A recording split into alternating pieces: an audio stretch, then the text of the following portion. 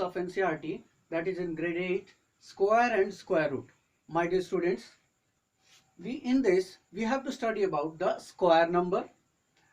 What is square number? The number which can be have a perfect square. It means that is a product of two continuous number. Suppose this is nothing but 3 into 3. So 9 is a perfect square. In this part we have to study about that. What is square number? Now, how to find out the square of any number? There are various methods we have written here. That is your column method, diagonal method, identity, shortcut. In NCERT it is not much described, but we have to study all these terms. Next we have to study about the Pythagorean triplet. That is, any three numbers, they are known as the Pythagorean triplet if they are in the form of 2m, m square plus 1, m square minus 1. Last one, in this chapter we will study about the square root. How to find the square root. Here we have studied about how to find the square of any number, and here we will learn about how to find the square root of any number. The first method we will learn prime factorization, second will be division, and third will be shortcut. These two will be the most exciting for everyone, and this will be benefited not only for the grade 8 but for the students till graduation or post graduation, those who are preparing for any of the competitive examinations. Now we are here with the first topic, that is square number. My dear, first of all we will learn what is square number. Square number is nothing but a perfect square, a number which is the product of continuity of the same two times. Suppose this is 1 into 1, 1. 2 into 2 is equal to 4. 3 into 3, that is equal to 9. 4 into 4 is equal to 16. And likewise, we can find out for 5 square it is 25, it is 36, for 6,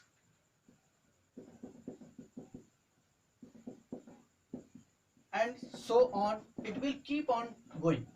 Now, what we have to study, that there is one interesting pattern over here.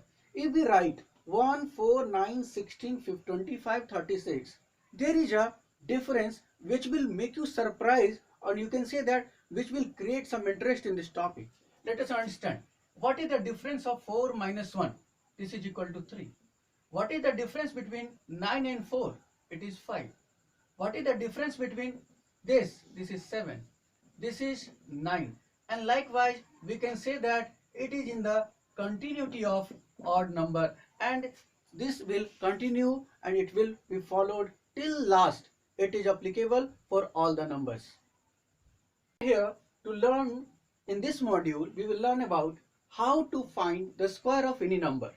Now we have recently seen that after the multiplication of the same number twice, we can get that. If we take the example, what is the square of 12? We can write down, it means that 12 into 12, that is equal to 144. But is there any other method also that can be applied to find out the square of any number? Yes, my dear, there is various methods which we have learned through that mind map. The first method is your diagonal method, in which we will use the diagonal of the square. Suppose we take any number of 2 digit or 3 digit. We will take one example with 2 digit, another example with 3 digit. We have to find out the square of, we can say, 53 square. Then we will draw 2 rows and 2 columns, or you can say that it is a bigger square, and we will convert them into smaller square of 2 rows and 2 columns. We will write them in terms of 5, 3, 5 and 3. After that, we will divide them diagonally. Now, my dear, in this we will write the product of all these. Here we will write 5 into 5, that will be 25. So it will be written like this. In this column we will write 5 into 3, that is equal to 15. Similarly, here 3 into 5, that is equal to 15, and here it is 3 into 3, it is 9. So since it is a single digit, we will use 0 to make it a two-digit number. Now, you can see that there is a straight line which is being followed.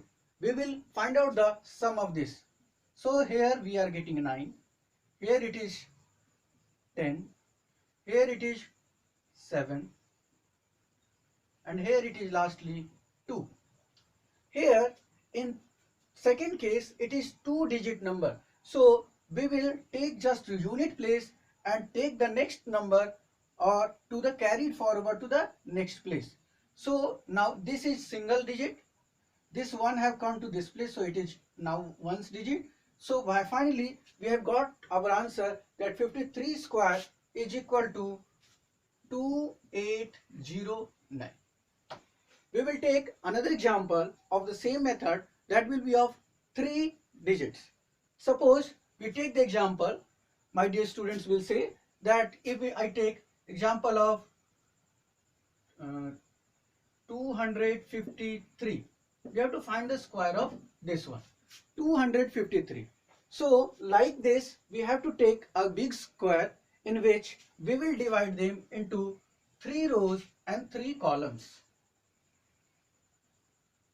1, 2 and 3. Similarly, it will be divided 1, 2 and 3. Now this is divided into 3 rows and 3 columns. So it is 2, 5, 3, 2, 5 and 3. Now we will divide them diagonally.